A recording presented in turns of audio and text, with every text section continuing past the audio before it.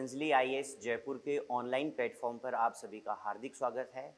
27 अक्टूबर को RS prelims में पूछे गए मैथ्स के क्वेश्चंस की परिचर्चा के लिए मैं आप लोगों से मिला हूं।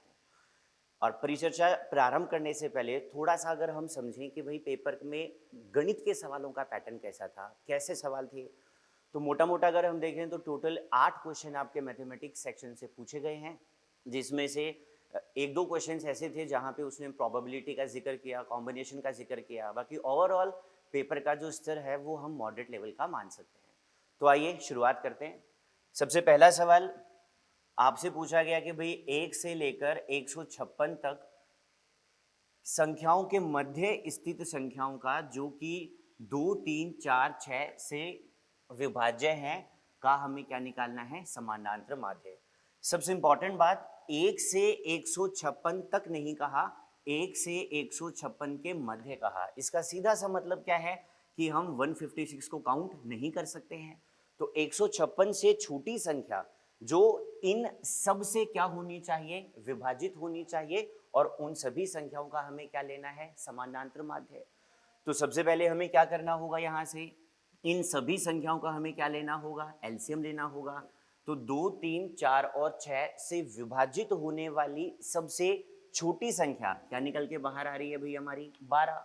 मतलब ये जो सभी संख्याएं होंगी 156 से छोटी होनी चाहिए पहली बार, और विभाजित किससे होनी चाहिए, 12 से।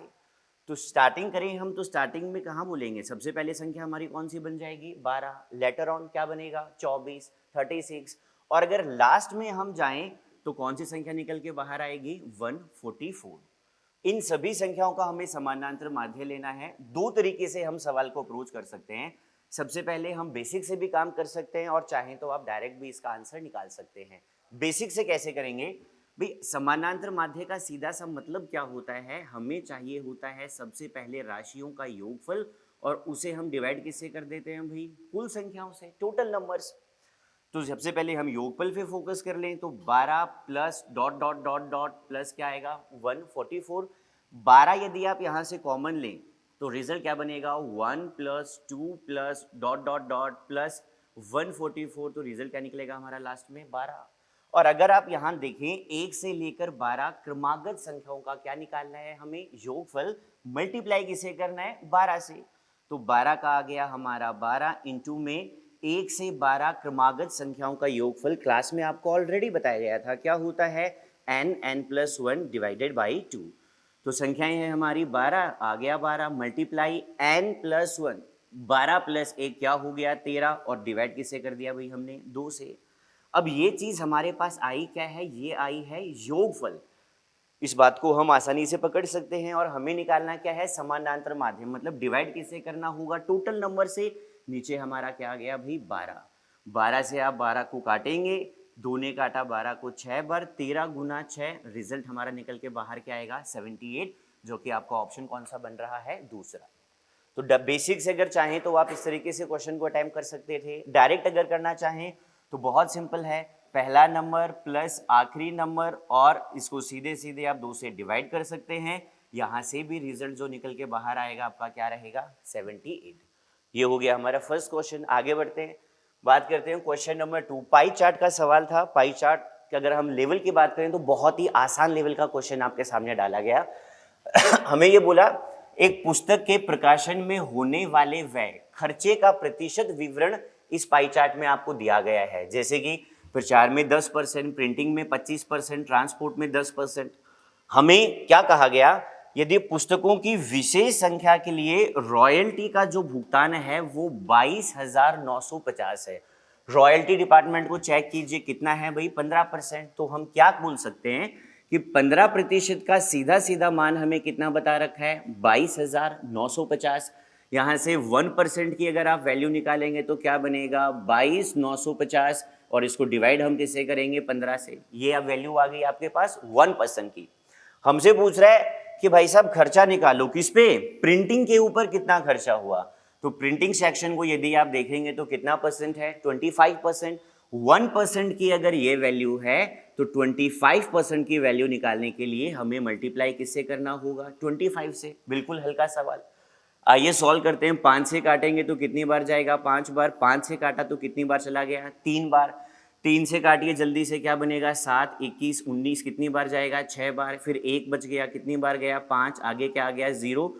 सॉल्व करेंगे इसे आप लोग। 7650 मल्टीप्लाई करेंगे 5 से। 0, 5 गुना 5 25 हासिल 2, 6 गुना 5 कितना बन गया? 30 और 2 निकल के बाहर क्या आएगा? 35, सॉरी 32, और 7 गुना 5 35, 35 और 3 रिजल्ट हमारा क्या निकल के बाहर आया? 38। 38,250 ऑप्शन हमारा कौन सा आ गया यहाँ पे? 4। तो पाई चार्ट भी आप बड़ी आसानी से कर सकते थे, कोई बहुत टिपिकल क्वेश्चन था नहीं। आगे बढ़ जाइए। सीआई का क्वेश्चन आपके सामने था। 5% वार्षिक दर से, और हमें क्या बता रखा है? 3 वर्षों में चक्रवृद्धि ब्याज और साधारण ब्याज का अंतर कितना बता रखा है? 183। अगर हम हमारी क्लासेस की बात करें, काफी ज्यादा बार आपको बताया है कि इन प्रश्नों को आप सीधे सीधे समाप्त कर सकते हैं, बिल्कुल सीधे सीधे। जो लोग क्लासेस में थे उन्हें पता है अंतर जो होता है वो हमारा क्या होता है? 3b + c। सीधे सीधे आप पिक कर सकते हैं। 5% का मतलब हो गया 1/20, ऊपर से नीचे आएंगे 1/20, नीचे से ऊपर 20/1, तो C बन गया हमारा 1, B बन गया हमारा 20, 20, 20, 20, क्योंकि B की वैल्यू कितनी बन गई यहाँ से? 20, C की वैल्यू कितनी बन गई? 1, तो B होंगे 3, 20 का तिगुना 60 और 1 61, 61 की वैल्यू कितनी बता रखी है? 183। तो 1 यूनिट की वैल्यू सीधे सीधे आप बोल सकते हैं 183 डिवाइडेड बाई 61 निकालना है हमें मूलधन। मूलधन मतलब हमें जाना है P पर। तो C अगर 1 है, B बना 20 और B बना 20, तो A बना 400 और A बना 400, तो मूलधन हमारा क्या बनेगा? 8000। सीधे से मल्टीप्लाई कीजिए, 1 लाइन शॉर्ट था, इजीली आप काम कर सकते हैं। 3 से काटा 8 गुना 3, रिजल्ट आपका निकल के बाहर क्या आ गया? 24,000। जिन लोगों ने ऑफलाइन क्लासेस ली नहीं है शायद उन्हें यहाँ प्रॉब्लम हो सकती है। स्ट्रक्चर क्या है मैं थोड़ा सा आपको समझा दूं। ये हमारा P होता है, ये A, फिर से A और फिर से A। P मतलब मूलधन और A मतलब मिलने वाला ब्याज। जैसे 5% बोले फ्रैक्शन वैल्यू 1/20, तो P का जब हम 1/20 भाग निकालेंगे तो हम कहाँ पहुँच जाएंगे? A पर। फिर नेक्स्ट ईयर की बात करें, A से ब्याज हमें मिला B, फिर इस B से A से हमें वापस मिलेगा B। आगे चल जाइए, आगे काम करना और भी आसान होगा। B से हमें जो ब्याज मिलेगा वो ब्याज हमारा क्या कहलाएगा? C। तो किया कैसे मैंने ये? C हो गया 1, नीचे से ऊपर, ऊपर से नीचे 1/20, नीचे से ऊपर 20/1, तो B हमारा बन गया 20। वापस जाएंगे 20/1 से मल्टीप्लाई करेंगे, A हमारा बन गया 400 और P हमारा क्या बन गया? 8000। फर्स्ट टाइम देखोगे दिमाग घूम जाएगा कि हो क्या रहा है, लेकिन क्लासेस अगर आपने ली हैं तो बिल्कुल वन शॉट काम बड़ी आसानी से आप लोग कर सकते हैं। आप चाहें तो यूजिंग परसेंटेज भी इस क्वेश्चन को पिक कर सकते हैं। कैसे? अगर 5% इंटरेस्ट रेट है तो सीधे सीधे आपको पता होगा कि SI जो हमें मिलेगा वो कितना मिलेगा? 15%, और CI जो हमें मिलेगा वो कितना मिलेगा? 15.7625%। डिफरेंस की बात करें तो डिफरेंस कितना हो गया? 0.7625%, जिसकी वैल्यू आपको कितनी बता रखी है? 183। मूलधन मतलब हमें 100% निकालना है, 183 डिवाइडेड बाई 0.7625, और इसको मल्टीप्लाई हम किससे कर देंगे? 100 से। लेकिन आपको क्लास में भी मैंने समझाया था, इस तरीके से यदि आप काम करते हैं तो कैलकुलेशन आपको परेशान कर देती है, इस पे पकड़ होती है। वन शॉट में आप इजीली क्वेश्चन को पिक कर सकते हैं। Moving forward, next question. यहाँ पर तो भाई एरर है, काफ़ी प्रयास किया गया कि क्या लॉजिक डाल रहा है। आमतौर पर हम देखते हैं चुनाव वाले सवाल जो क्लासेस में भी आपको मैंने करवाए, वहाँ कहा था कि भाई 2 उम्मीदवारों वाले सवाल भी आपको देखने रहेंगे, 3 उम्मीदवारों वाले सवाल भी आपको देखने चाहिए, जैसे हमने क्लास में भी किए थे। लेकिन देखने से हमें समझ में आ रहा है जैसे इसको हमने प्रोसेस किया, प्रश्न में एरर है, प्रश्न में गलती है, तुक्के वुक्के हम बिल्कुल भी नहीं मारते हैं, तो इसको छोड़ देते हैं। आप चाहें तो स्टार मार्क यहाँ पर लगा सकते हैं। आगे बढ़ जाइए, नेक्स्ट क्वेश्चन देखिए। हमें कहा गया एक आयताकार कमरा है जो 12 मीटर तो लंबा है, 6 मीटर चौड़ा है और 4 मीटर क्या है? ऊंचा है। अब थोड़ा सा मैं आयताकार कमरे की बात कर लूँ आपके साथ, ताकि चीज़ों को थोड़ा आप समझें, एनालिसिस कर पाएँ। काम करना बहुत ही ज़्यादा आसान है। इसको हम हमारा एक रूम बोल सकते हैं, और ये जो चारों दीवारें हैं, ये हो गई इसकी 4 दीवारें। इस वाले पार्ट को हम क्या बोल सकते हैं? बेस हो गया। और ये वाला पार्ट हमारा क्या हो गया? रूफ, जिसे हम छत बोल सकते हैं। आप इमेजिन कीजिए, क्या हमें समझना है? कि ये हमारा कमरा है, चारों क्या हो गई इसकी दीवारें, नीचे हो गया बेस और ऊपर हमारी क्या हो गई रूफ। प्रश्न में बोल रहा है कि इसकी लंबाई तो 12 मीटर है, चौड़ाई 6 मीटर है और ऊंचाई कितनी मीटर है, 4 मीटर। अब इसमें दो दरवाजे हैं जिनकी आपको लंबाई चौड़ाई दे रखी है, दो खिड़कियां हैं, प्रत्येक की लंबाई चौड़ाई आपको दे रखी है, और इन दीवारों के ऊपर हमें रंग करवाना है, मतलब पेंट करवाना है, जिसमें प्रति वर्ग मीटर की कॉस्ट भी आपको बता रखी है, कितने रुपए, 15 रुपए। सपोज कीजिए अगर चारों दीवारों का जो क्षेत्रफल है वो 1 वर्ग मीटर है, तो टोटल खर्चा हमारा कितना आएगा, 1 गुना 15 मतलब 15 रुपए। तो सबसे पहले हमें क्या करना होगा, इन चारों दीवारों का कुल क्षेत्रफल निकालना होगा। आप बेसिक से भी कर सकते हैं, आधार का परिमाप मल्टीप्लाइड बाई हाइट, मतलब perimeter of base into height. आप चाहें तो सीधे सीधे भी कर सकते हैं, क्या होता है भाई, 2 गुना h और यहाँ पे क्या आ गया l plus B. Value put कर लीजिए, 2 गुना हाइट देखिए कितनी है हमारी, यहाँ से 4, l प्लस बी मतलब 12, और 12 में आपने क्या जोड़ दिए भाई, 6, तो कितना हो गया, 12 और 6 18, 18 का 4 गुना कितना हो गया, 72 का डबल कितना हो गया, 144। अब गौर कीजिए ये 144 वर्ग मीटर या मीटर स्क्वायर हमारे पास चारों दीवारों का कुल क्षेत्रफल आया। लेकिन जैसा उसने कहा कि यहाँ पे दो तो क्या है, अपने दरवाजे हैं और 2 ही हैं खिड़कियां। भाई एक दरवाजा यहाँ पे हो गया, एक दरवाजा यहाँ पे हो गया, एक खिड़की इस वाली साइड पे, एक खिड़की उस वाली साइड पे। और अगर दीवारों को हम पेंट करेंगे तो डेफिनेटली हम दरवाजों को और खिड़कियों को तो छोड़ना होगा हमें। तो इस क्षेत्रफल में से हमें किसका निकालना होगा, क्षेत्रफल दरवाजों का और खिड़कियों का। दरवाजे देखिए क्या बता रखा है, 2 गुना 1, तो एक दरवाजे का क्षेत्रफल कितना हो गया, 2, लेकिन दरवाजे हैं 2, तो माइनस करेंगे तो कितना हो गया, 4। चारों दीवारों में से हम दरवाजे का निकाल चुके हैं, हमें खिड़की का भी निकालना होगा। तो खिड़की देखिए कितनी बता रखी है, 1.5 इंटू 1, एक खिड़की का क्षेत्रफल 1.5 वर्ग मीटर, 2 अगर है तो कितनी हो गई भाई, यहां से हमारी 3, तो टोटल 144 मीटर स्क्वायर, -4 -3, 40 में से गए 3, ये हमारा बन गया 137 वर्ग मीटर। अब ये हमारा बना है क्षेत्रफल चारों दीवारों का, कब, जब हमने दरवाजे और खिड़कियों को बाहर निकाल दिया है। 1 वर्ग मीटर पे कॉस्ट कितनी है भाई हमारी, 15, तो इतने वर्ग मीटर पर कॉस्ट कितनी होगी जानने के लिए बड़े प्यार से आप इसको किससे मल्टीप्लाई कर सकते हैं, 15 से। आइए पूरा प्रोसेस करते हैं। 15 को मल्टीप्लाई किया 7 से, 105, 105 में से लिया हमने 5, हासिल हमारा कितना आ गया, 10। लेटर ऑन 15 को मल्टीप्लाई किया 3 से, 15 गुना 3 45, 45 और 10 55, 55 से हमने क्या लिया 5, हासिल कितने बन गए हमारे 5, 15 गुना 1 15, 15 और 5 कितना बन गया हमारा 20। तो टोटल कॉस्ट जो हमारी निकल के आई वो निकल के आई 2055 रुपए, दैट मीन्स ऑप्शन नंबर 4। तो चलो भाई ये भी सवाल आपका कवर हो गया, आगे चलते हैं। यहां पे थोड़ा सा प्रोबेबिलिटी भी उसने डाली, हमें ये कहा एक पासा है जिसे 3 बार फेंका गया। अब भाई एक पासा, जैसे हम लूडो खेलते हैं, जो हमारा प्लेयर होता है उसी को यहाँ पे हम पासा मान रहे हैं, उसे 3 बार फेंका गया, प्रत्येक बार पूर्व प्राप्त संख्या से बड़ी संख्या प्राप्त करने की प्रायिकता क्या है। इसका मतलब क्या है थोड़ा सा समझ लीजिए, ये मेरा फर्स्ट अटेम्प्ट, ये मेरा सेकंड अटेम्प्ट और ये मेरा थर्ड अटेम्प्ट। भाई पहले केस में मान लीजिए मुझे क्या मिल गया, 4 मिल गया। अब प्रोबेबिलिटी किसकी मांग रहा है, पूर्व में प्राप्त संख्या से बड़ी संख्या हमें चाहिए। तो 4 से छोटी मतलब 1 2 3 या फिर इवन 4 भी जो है उससे बड़ी संख्या नहीं होगी। तो यहाँ पर कंडीशन के अकॉर्डिंग क्या बनना चाहिए भाई, यहाँ तो 5 ही बनना चाहिए। तीसरी बार में 5 से बड़ी संख्या होनी चाहिए, 1 से 5 को तो हम इंक्लूड यहाँ पर नहीं कर पाएंगे, तो इंक्लूड क्या करेंगे हम 6। ये मैंने एक एग्जाम्पल बताया ताकि आप सिचुएशन को समझें कि प्रश्न में हमसे डिमांड क्या किया गया, कि फर्स्ट टाइम जो रिजल्ट हमें मिल रहा है इससे अगले जो राउंड्स होंगे वहां पर संख्या प्रीवियस से हमें क्या मिलनी चाहिए, बड़ी। मतलब सेकंड में फर्स्ट से बड़ी और थर्ड में सेकंड से भी क्या मिलनी चाहिए, बड़ी। तो टोटल कुछ एक केसेस यहां से बनेंगे, वो केस क्या क्या बनेंगे जल्दी से उनको हम देख लेते हैं, कितने संभावना है।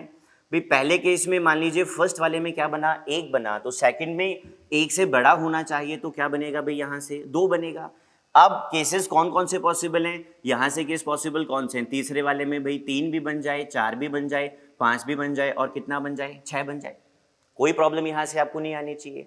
दूसरा केस यहाँ से क्या संभव हो सकता है कि भाई दूसरे वाले में कितना निकल के आए, 3 निकल के आए, आगे बढ़ जाइए। अगर इसमें एक इसमें तीन, तो यहाँ पॉसिबल केस कौन कौन से होंगे हमारे, 4 हो गया, 5 हो गया और 6 हो गया। अगला केस, पहले में वापस एक ही आया लेकिन दूसरे में क्या बन गया 4, तो केस यहाँ से क्या निकल के बाहर आएंगे 5 और 6, और लास्ट यहाँ पे बन गया 5, तो रिजल्ट हमारा निकल के क्या आएगा यहाँ से 6। ये कौन सा केस, जब फर्स्ट में हमें क्या मिला, 1 मिला। टोटल केसेस चेक कर ले हम लोग, कितने हो गए 4, 4 और 3 7, 7 और 2 9, 9 और 1 10। इस केस में संभावनाएं कितनी बन गई हमारी 10। कौन सा केस, जब फर्स्ट वाले पासे में क्या निकल के आया 1। और देखो आगे अगर फर्स्ट वाले में बन गया 2 तो सेकंड में क्या बनना चाहिए 3, तो थर्ड में पॉसिबल क्या क्या है, 4 हो सकता है, 5 हो सकता है, 6 हो सकता है। अगला केस, पहले में 2 दूसरे में क्या बने 4, क्या हो सकता है यहाँ पर 5 हो सकता है और 6 हो सकता है।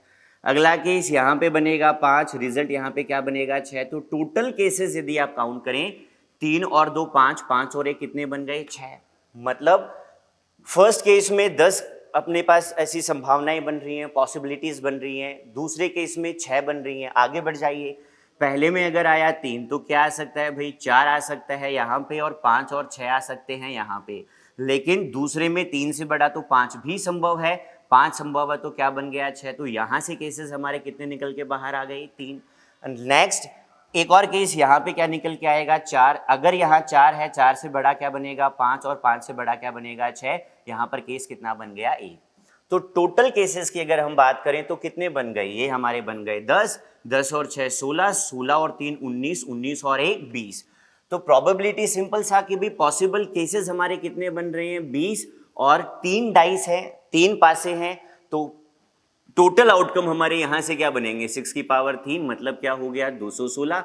4 से यदि आप काटेंगे तो ये हमारा बन गया 5, 4 से काटेंगे तो क्या निकल के बाहर आएगा 5, 1 आ गया 4। फाइनल रिजल्ट हमारा बनेगा 5/54, मतलब ऑप्शन हमारा कौन सा आ गया है दूसरा। ये हमारा क्वेश्चन हो गया 127 वाला। आगे चलिए, सिंपल सा क्वेश्चन है, बस थोड़ा सोचने की आपको जरूरत थी। आगे देखिए, कॉम्बिनेशन का भी एक सवाल दिया गया जी, बहुत ही प्यारा और बहुत ही आसान। 6 लड़कियां और 4 लड़कों का एक समूह है, एक में 6 लड़कियां हैं और दूसरे में 4 लड़के हैं। अब इनमें हमें सिलेक्शन करना है कितने बच्चों का, 4 बच्चों का। दो हमारे पास ग्रुप है, पहले में 6 लड़कियां हैं, दूसरे में 4 लड़के हैं, और इसमें से हमें सिलेक्शन करना है 4 बच्चों का। तो टोटल इवेंट्स जो पॉसिबल हो सकते हैं वो कितने हो सकते हैं, हम क्या बोलेंगे 10C4। अब इस 10C4 का मतलब क्या है कि टोटल कितने हैं 10 में से हमें चुनना कितने को है 4 को। ये तो टोटल हो गया, लेकिन कंडीशन क्या बोल रहा है, कितने अलग अलग तरीकों से उनका चयन किया जा सकता है, जबकि उसमें कम से कम क्या हो, एक लड़की हो। हमें 4 बच्चे चुनने हैं, टोटल 10 हैं, जिसमें से 6 लड़कियां हैं, 4 लड़के हैं, और केसेस ऐसे चुनने हैं जहां पे कम से कम एक लड़की हो। मिनिमम एक लड़की का सीधा सीधा मतलब हमें क्या समझ में आना चाहिए कि जो भी टोटल केस संभव है उस टोटल केस में से हमें माइनस करना है कौन सा केस, एक ऐसा केस जिसमें कोई भी लड़की उपस्थित ना हो, मतलब 0 लड़की हो, और कोई भी लड़की उपस्थित नहीं होने का मतलब सीधे सीधे हम क्या किसकी बात कर लेंगे कि बाकी के सारे जो निकल के आए वो कौन से निकल के आए, ऑल बॉयज निकल के आए। तो बॉयज कितने हैं माइनस कर देंगे, कितने हैं भाई यहाँ से 4 में से चुनाव किसका करना है 4 का। तो सिंपल सा 1 स्टेप में आप क्वेश्चन को डील कर सकते थे।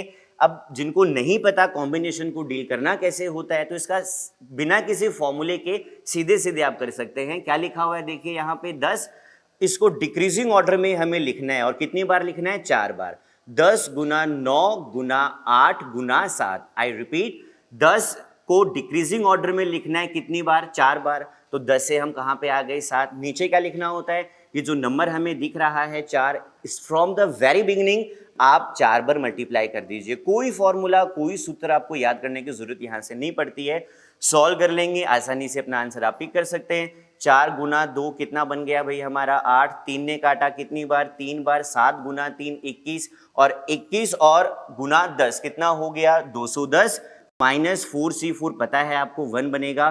फाइनल रिजल्ट हमारा बन गया 209, मतलब 209। ऑप्शन हमारा कौन सा बन गया 4। अभी तक के क्वेश्चंस को यदि आप देखें तो कोई बहुत बड़ा काम नहीं था, बहुत इजी था, आपके क्लास नोट से जुड़ी हुई चीजें ही आपके सामने रखी गई। और आगे चलिए 130 आखिरी सवाल, हमें ये कहा गया ₹1 50 और 25 पैसे के कॉइन है। रेशियो क्या है? 25:9:5। जब हमारी रेशियोज की क्लास होती है तो मैंने आपको कई दफे कहा है, पता नहीं क्यों ये बार बार कॉइन वाला सवाल आपके सामने डाल दिया जाता है। हमें सिक्कों की संख्या का अनुपात बता रखा है और हमें बता रखा है कि टोटल जो धन है वो हमारे पास कितना है? 2460। तो सिंपल तरीके से आप प्रोसेस कर सकते हैं भाई, ये हमारा ₹1 हो गया, ये हमारे 50 पैसे हो गए, ये हमारे 25 पैसे हो गए। रेशियो क्या है? 25 और 9 और 5। अब क्योंकि यहाँ पे कुछ रुपए हैं और कुछ पैसे हैं, हम सबको पैसे में कन्वर्ट कर लें। पैसे में कन्वर्ट करने का मतलब ₹1 को भी हम कितने पैसे बोल सकते हैं? 100 पैसे।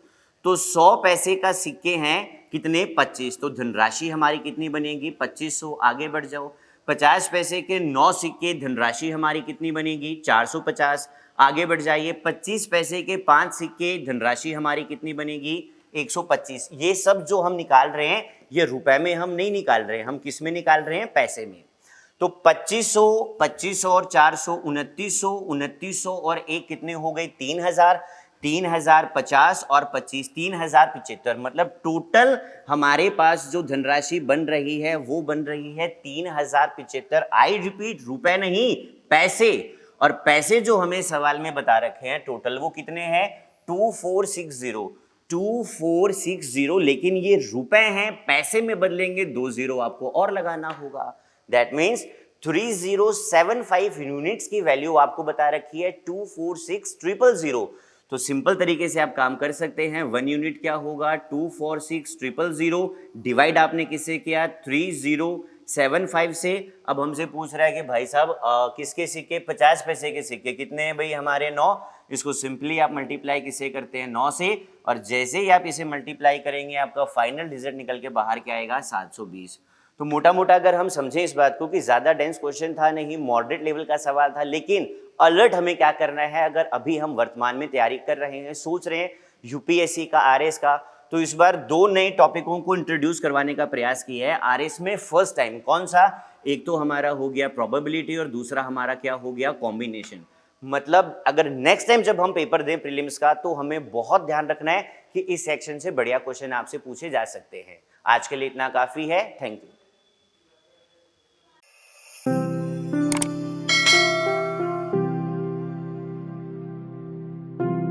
अधिक जानकारी के लिए संपर्क करें पतंजलि, रिद्धि सिद्धि चौराहा के पास, गोपालपुरा बाईपास, जयपुर। कॉल करें 72406 72406।